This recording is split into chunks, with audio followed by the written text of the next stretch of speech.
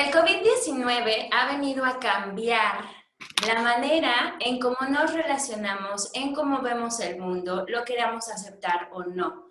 Muchos de nosotros tal vez ya estamos hartos de estar escuchando en todos lados o en los medios de comunicación, en las redes sociales, en la televisión, en la radio, temas acerca del COVID, de esta enfermedad que nos ha venido a cambiar nuestro mundo y girarlo en 360 grados, 180 grados, cambiar totalmente nuestra vida. Sin embargo, hay cuestiones que tenemos que mencionar y que tenemos que hablar de un antes y un después de la pandemia que realmente sí existe, sí se dio y lo estamos viviendo. Bienvenidos a esta cápsula del día de hoy. Vamos a hablar acerca de las nuevas relaciones humanas a raíz del COVID. Y es un placer para mí tener como invitada a Marieli de los Ríos Uriarte. Ella es doctora en filosofía por la Universidad Iberoamericana y consultora en bioética. Actualmente es coordinadora del Instituto de Investigación de Humanismo en Ciencias de la Salud en la Universidad Anáhuac, México. Bienvenida, Marieli. Un placer que estés con nosotros en esta ocasión. Muchas gracias, Lilian. Muy buenas tardes a todos. El placer es mío. La verdad es que siempre me gusta mucho compartir contigo y más ahora, pues, si se puede transmitir algún mensaje o simplemente compartir algunas reflexiones, pues padrísimo, ¿no? Que para eso estamos todos aquí y estamos viviendo más o menos la misma circunstancia todos, como bien dijiste al inicio.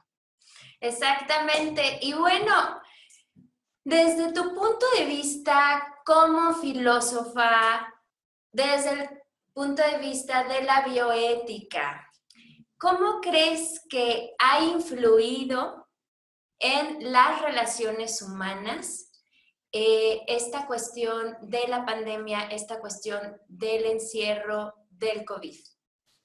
Híjole, pues mira, yo creo que como bien también dijiste muy atinadamente al inicio, esta pandemia nos ha trastocado todas nuestras creencias, nos ha movido el piso en muchos sentidos y algunos para bien y otros no precisamente tan para bien, pero creo que más que ser algo y todavía estamos quizás muy prontos todavía para hacer un juicio acerca de cómo nos ha ido, si positivo o negativamente, me parece que en sí, más allá de las futuras transformaciones, esta pandemia ha representado una oportunidad. Y una oportunidad para repensar y para reflexionar sobre muchas cosas, pero fundamentalmente, y como bien apuntas tú, sobre nuestros modos de relación con el mundo. De pronto, el confinamiento pareciera que nos puso en cuatro paredes, nos colocó en cuatro paredes, pero en realidad quizás si le rascamos tantito y si reflexionamos un poquito, pues quizás nos podríamos dar cuenta de que antes de la pandemia ya vivíamos en una especie de confinamiento todos, ¿no? Es decir, estábamos saliendo en las calles, nos íbamos a tomar la copa, nos íbamos a comer, íbamos al trabajo, etcétera, pero en realidad casi nuestras relaciones eran un poco más superficiales, ¿no? O sea, se quedaban ahí en la superficialidad, no ahondaban, no profundizaban, poco sabíamos de los compañeros de trabajo, poco sabíamos realmente pues de las personas que decíamos nuestros amigos y claro, de repente nos confinan en un espacio con cuatro paredes y empezamos a sentir esa necesidad, ¿no? Entonces, en ese sentido, y un poco con la mirada filosófica, el asombro por el otro se convierte en una interrogante que diariamente nos despertamos y nos dormimos con ella, ¿no? Entonces ya de entrada ahí hay una visión diferente de lo que son los otros, de cómo los concibo, de cómo me concibo a mí mismo y de estas relaciones humanas, ¿no? Sí, aquí mencionas un punto muy importante, el asombro por el otro, ¿no? Estábamos acostumbrados, como bien dices, a sí tener nuestro círculo de amigos, tal vez habíamos dejado a otros y este tipo de, o sea, llega el momento en que nos tenemos que recluir forzosamente en nuestro hogar, no por una convicción personal, sino por una obligación, un mandato a nivel federal y a nivel mundial también. Y llega a este punto en el que me enfrento a una soledad, a estar en un periodo de reflexión, como bien dices, de tal vez qué he hecho de mi vida, cuáles han sido mis logros, qué gente tengo cercana, qué gente dejé de lado, tal vez empiezo a preguntarme por ciertas amistades, empiezo a buscarlas, me reencuentro no solo con estas viejas amistades, tal vez este hecho de diferente tipo de pérdidas también me hace pues volcarme al reencuentro con familiares, al reencuentro con mi pareja y sobre todo el reencuentro con nosotros mismos, porque como bien dices, tal vez sí vivíamos ya un confinamiento transformado en un modo de vida en el que tú me dirás si estás de acuerdo o no, estamos en el acelere total, encapsulados en lo que teníamos que cumplir, en no darnos un momento para siquiera convivir con la gente que vivía en nuestro mismo techo, porque tal vez nos dimos cuenta a raíz de la reclusión que éramos desconocidos, tal vez de la pareja, tal vez de los hijos, de los padres, no sé cómo lo escuchas. Sí, pues mira, yo te escucho y se me viene a la cabeza esta novela, ¿no? De Albert Camus, El extranjero, en donde justamente esa despersonificación la vivíamos afuera, ¿no? O sea, antes de recluirnos en nuestra propia casa, estábamos y no estábamos.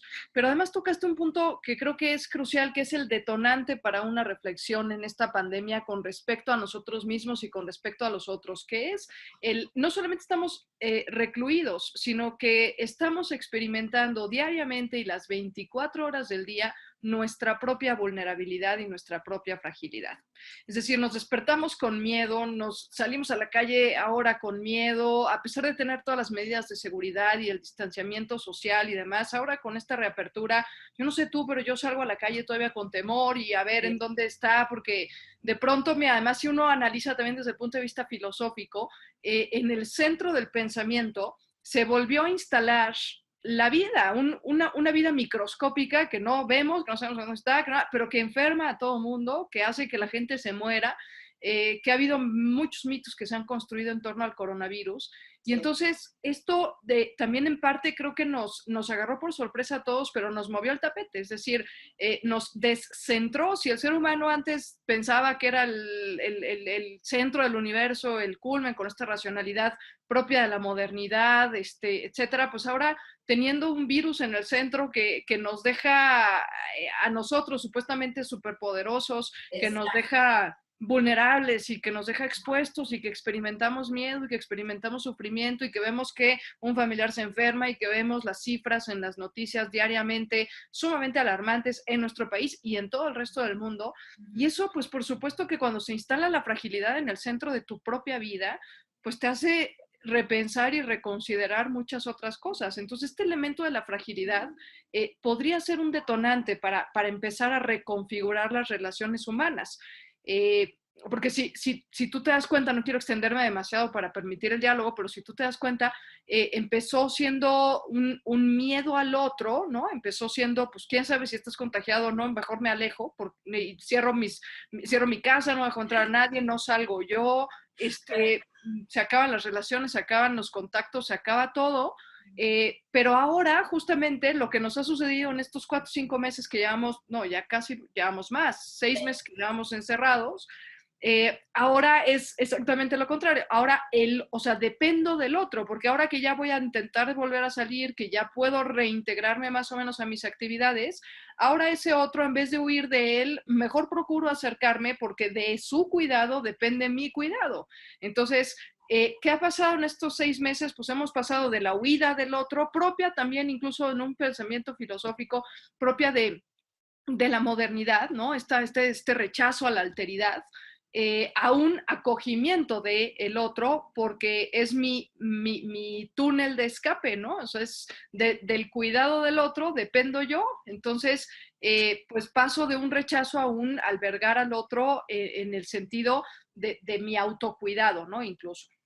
Exacto, porque toco mi vulnerabilidad y también en el sentido en el sentido filosófico, mi finitud, Claro. que como bien mencionaste, nos olvidamos de que somos finitos, ¿no? Entonces creemos que, como decía, somos súper poderosos y soy eterno, ¿no? Entonces puedo hacer y deshacer a mi antojo y la verdad es que esto nos ubica en el sentido de, hey, tienes un principio, pero también tienes un fin y eres vulnerable y necesitas del otro. Es por eso que viene este acoger al otro. Si huyo de ti, porque también en cuestión, si nos vamos a la cuestión cerebral, pues la amígdala hizo su trabajo, ¿no? O sea, digo, no, corramos, ven, métete a tu casa, vamos a mantenernos con vida. O sea, cumplió con su finalidad, ¿no? Para eso está. Pero está esta otra parte que también es la necesidad de sentirme acogido, de sentirme acompañado, de sentirme parte de un grupo. ¿Por qué? Porque también nos hemos distanciado de nuestros grupos madre, por así decirlo, ¿no? Nuestro grupo madre es la familia. A lo mejor nada más estamos con mis papás, o tal vez estoy con mi mamá, o tal vez nada más es con mi familia de 4, mis hijos y mi pareja, pero todo lo demás no. Y entonces aquí cuando precisamente te das cuenta de sí es importante el estar en contacto contigo, valoro este contacto y también humildemente acepto que sí lo necesito, ¿no? Claro, claro. Y entonces pasas del rechazo al acogimiento del otro. Este es un fenómeno que ya se está experimentando en este proceso de reapertura, pero también, fíjate, porque no solamente en temas de relaciones con el otro, creo que esta pandemia también tiene un componente muy importante que nos reubica como parte de un todo mayor, que es el mundo, ¿no? Que es el planeta, que es la naturaleza en sí misma, porque también de alguna manera parte del legado de la racionalidad moderna y su idea de progreso pues es como un poco el ser humano situarse por encima de otras realidades Exacto. y dominarlas y explotarlas y sacarles jugo en aras de su propio beneficio. Y de pronto llega y se instala en nuestras vidas un virus que, repito, no, es que es muy temeroso, en un momento nos causa mucho temor, pero también nos causa mucha admiración. O sea, una cosa que no vemos, que no sabemos en dónde está, y que en el menor de los descuidos te puede matar. Exacto. Entonces, es como importante porque resulta que ahora tengo que relacionarme con la vida en general, con otras realidades de modos distintos, porque ya me di cuenta que el encumbramiento de la razón humana pues no conduce a nada más que a que de pronto se instale en nuestras vidas un virus y empiece a poner el mundo 180 grados diferente, ¿no? Entonces, creo que también esta relación, y aquí si me permites el pensamiento, el Papa Francisco ya lo había anunciado desde la Laudato Si en el año 2015, pero nadie lo peló como acostumbramos.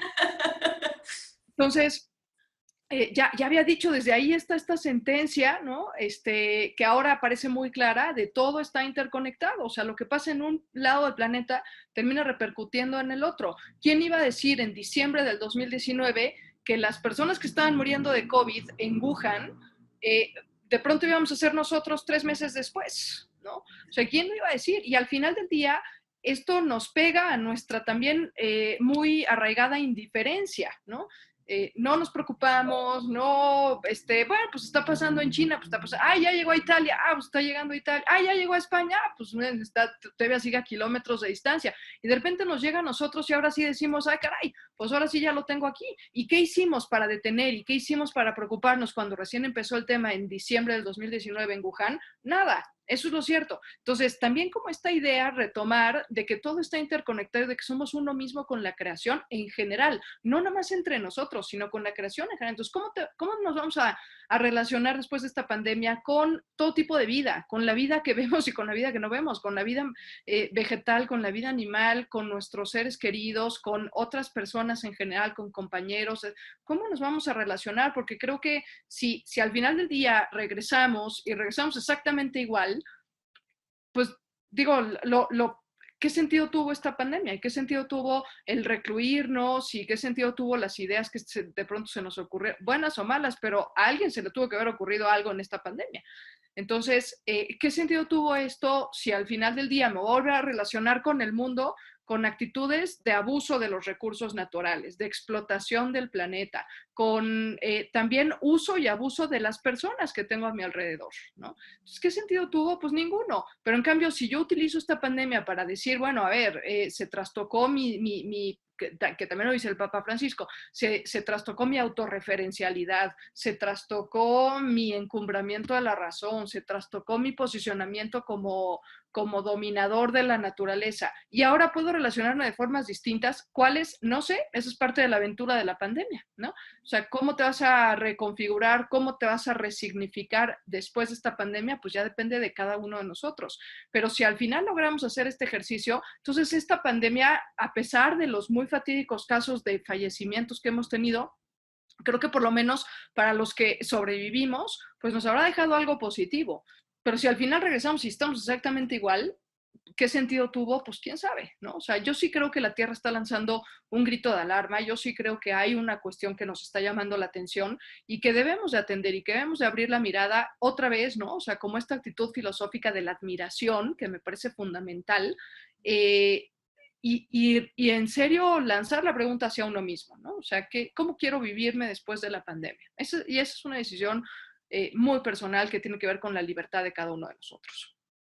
Y sí, la verdad, muy valiosa la pregunta, muy certera y necesaria. O sea, realmente es necesaria. Mencionas a grandes rasgos, es darme cuenta que soy uno con el todo. Exacto. Estoy interconectado con mis vecinos, con si me caen bien, si no me caen bien, bueno, no importa, pero somos uno con el todo, ¿no? Y es esta otra parte también de qué es ¿qué es lo que estoy aprendiendo? O sea, ¿qué aprendí de esto? ¿Cuál es la lección que estoy recibiendo? Y como dices, o sea, ¿qué uso le voy a dar ahora? ¿Cómo me quiero relacionar a partir de esto? Y sí, concuerdo contigo en el punto de que es una oportunidad.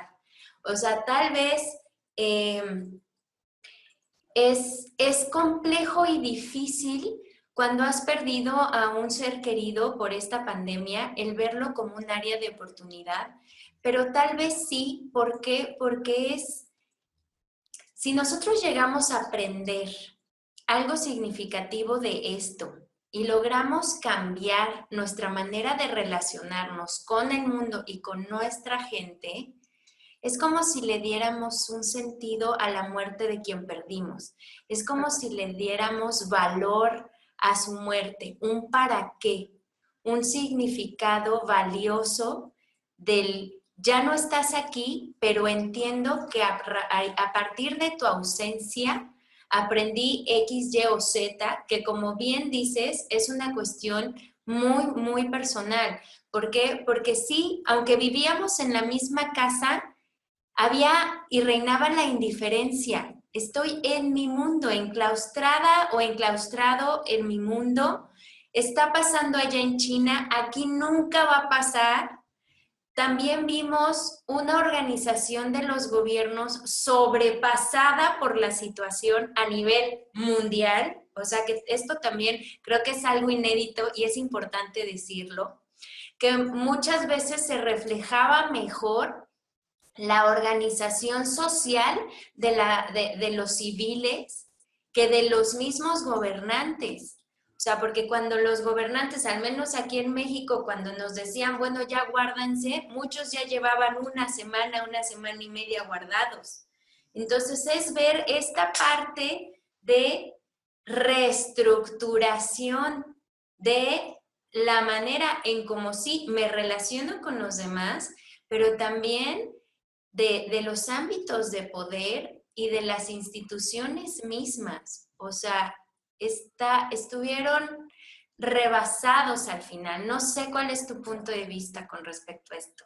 Sí, mira, totalmente. La verdad es que aquí resalto dos cosas y quiero enfatizar dos cosas que tú mencionaste. La primera de ellas, tú sabes, acuérdate de Víctor Frank en los campos de concentración, cuando él decía, la única manera de salir de aquí no es preguntándonos por qué, sino preguntándonos para qué, ¿no? O sea, ¿qué va a pasar? Por qué cayó esta pandemia?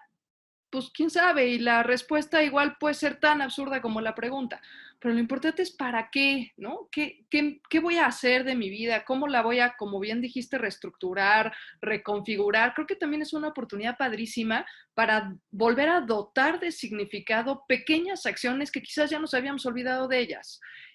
Reinventar nuestra rutina. A todos nos sobró tiempo, bueno, algunos más que otros, pero nos sobró tiempo, y tuvimos que estar inventando nuevas cosas, no podemos salir, entonces pues ahora qué vamos a hacer en casa, aprendimos a cocinar, leímos cosas que antes no habíamos leído, pusimos películas que no hubiéramos puesto, es decir, pequeñas acciones, pero que al final del día nos dotaron de un nuevo significado, y esa es una oportunidad maravillosa que tenemos, ¿no? ¿Cómo nos vamos a reinventar frente a esta pandemia? Porque eso es la invitación, ¿cómo te vas a reinventar?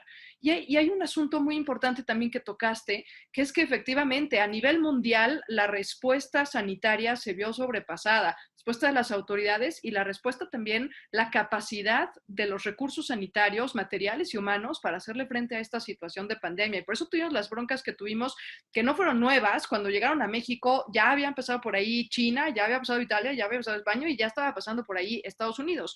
Pero ¿qué pasó? Cuando tienes gobiernos que mandan mensajes erráticos a la población, cuando tienes gobiernos que no, que minimizan la gravedad, que actúan tarde y mal, me parece que entonces el resultado es una sociedad que termina actuando tarde y mal también. Entonces, por eso tenemos, y desde marzo en nuestro país, pues realmente estamos esperando desde marzo el pico de la pandemia. Y lo sigo esperando, ¿no? Y yo todos los días veo a ver si en el reporte ya llegamos al pico y sigue una curva ascendente constante, ¿no?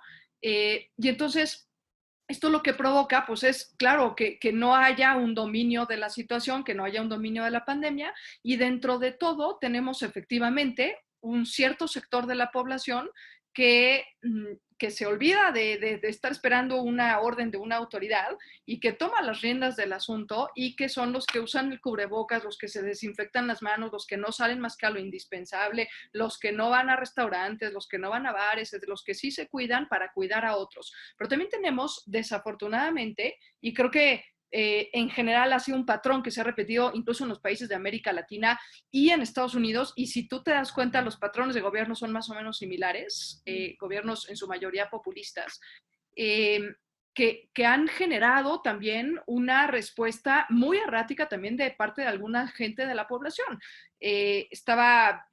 Basta salir a la calle en México para ver en una parada de microbús 40 personas sin sana distancia y sin cubrebocas, ¿no?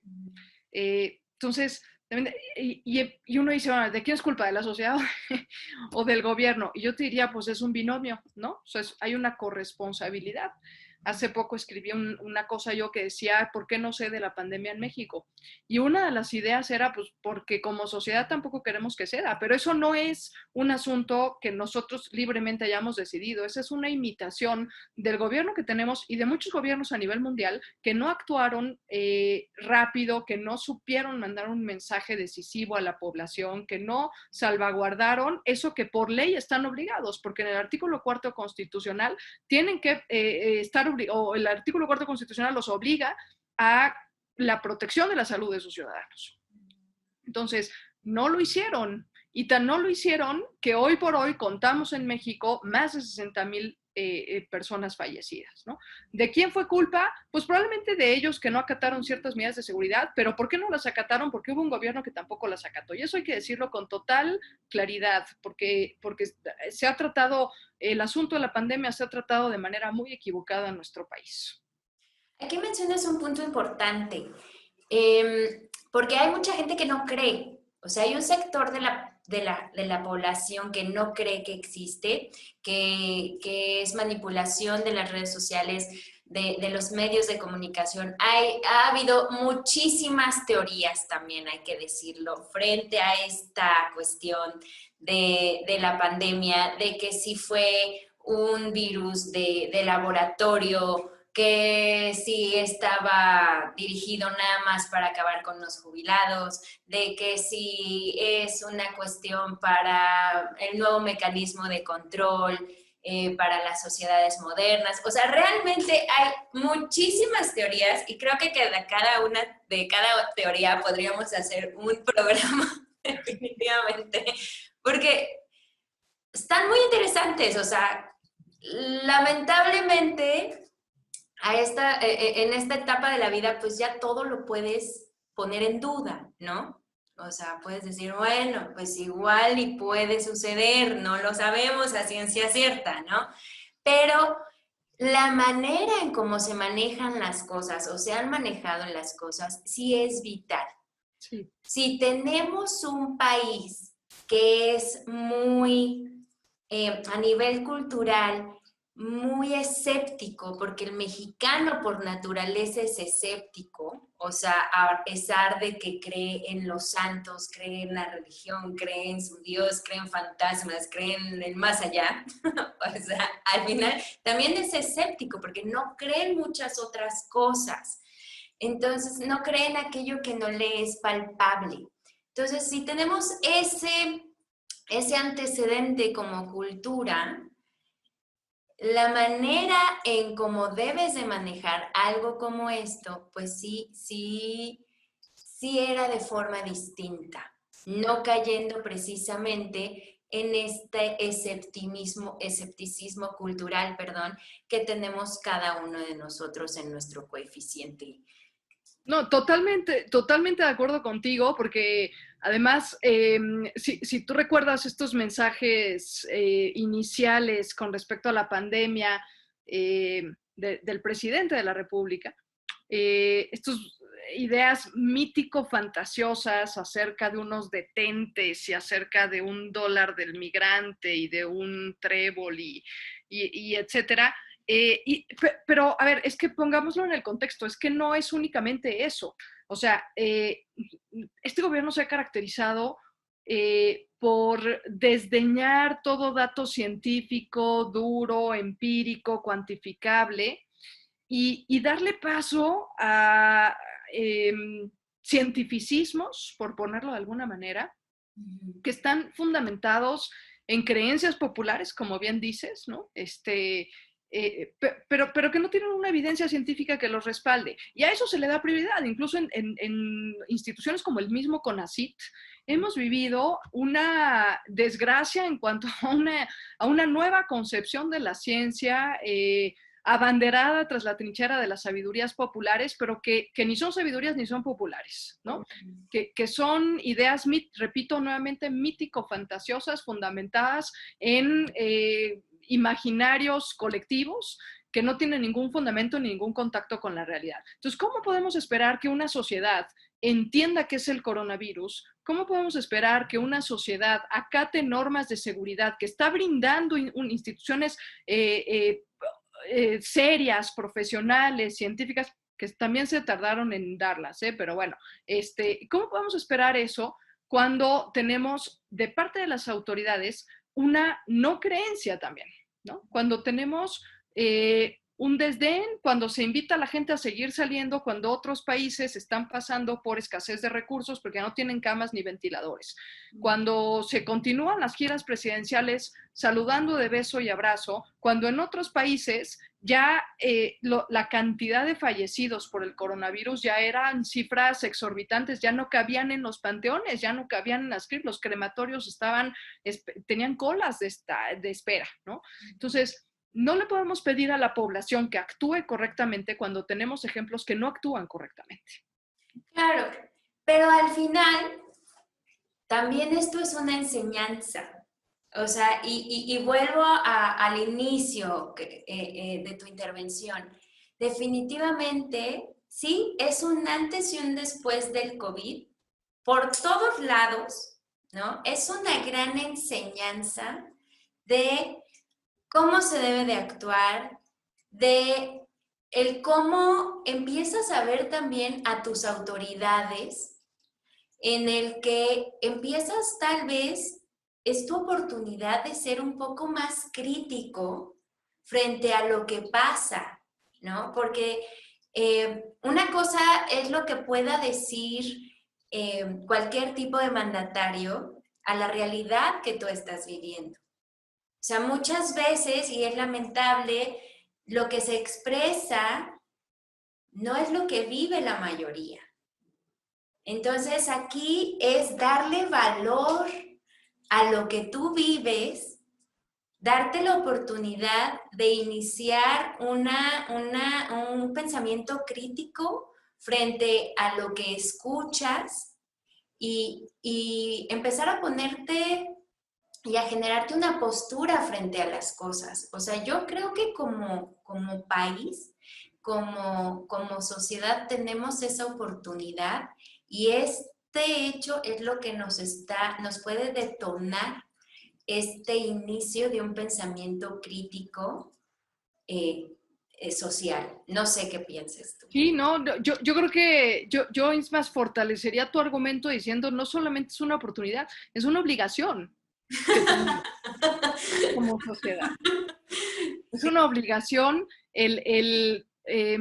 frente a un discurso totalmente desarticulado, este, tomar las propias acciones en tus manos y empezar a tomar el timón del país, ¿no? O sea, creo que como sociedad civil que hemos padecido los errores, no nada más de esta administración, de muchas pasadas, si no despertamos con esto, no vamos a despertar nunca, ¿no? O sea, es una oportunidad, pero es que más que ser una oportunidad, en honor de los más de 60,000 personas fallecidas, es una obligación que tenemos, ¿no? Es una obligación para, en primer lugar, que ya no se sigan cometiendo errores, pero en segundo lugar, para rectificar y decir, a ver, el papel, los que realmente estamos viviendo esto, somos los que estamos decidiendo el país, no unos cuantos que no están abajo y que no se están enterando de las decisiones que se toman y es como en algún momento me decían,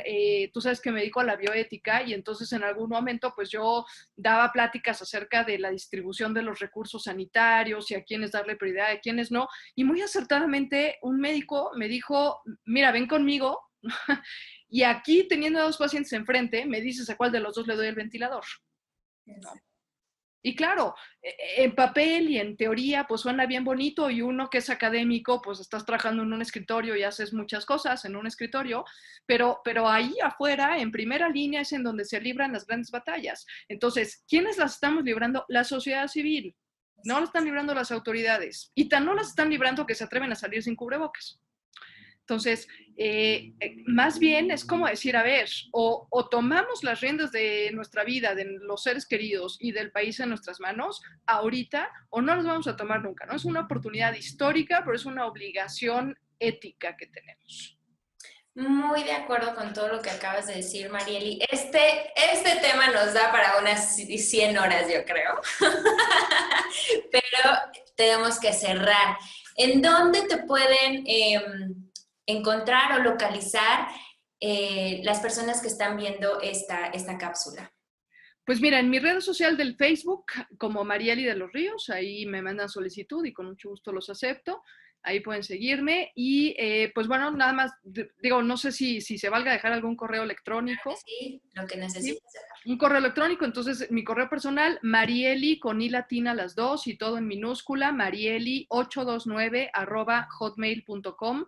Con todo gusto, ahí podemos platicar y podemos, pues ojalá que pronto podamos volver a platicar, Lilian, Claro que que sí. podamos tener otro espacio para seguir platicando, porque como bien dices, pues bueno, al final del día son temas que te interpelan en lo más humano que tenemos, que es nuestra libertad, nuestra voluntad, nuestra racionalidad y que no se van a acabar en una charla de un ratito, sino que más bien esa es la vida, ¿no? O sea, yo creo que y el actuar y la actitud filosófica tiene que ser esa, ¿no? Una constante admiración y una constante preguntar una constante, bien lo dijiste, criticidad frente a lo que vivimos.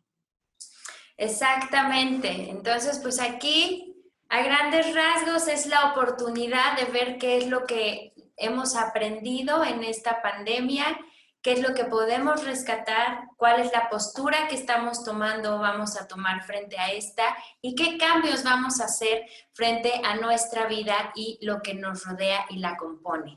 Soy Lilian Sotelo, puedes seguirme en mi página de Facebook, YouTube y Spotify como Lilian Sotelo Psicoterapeuta. Nos vemos pronto.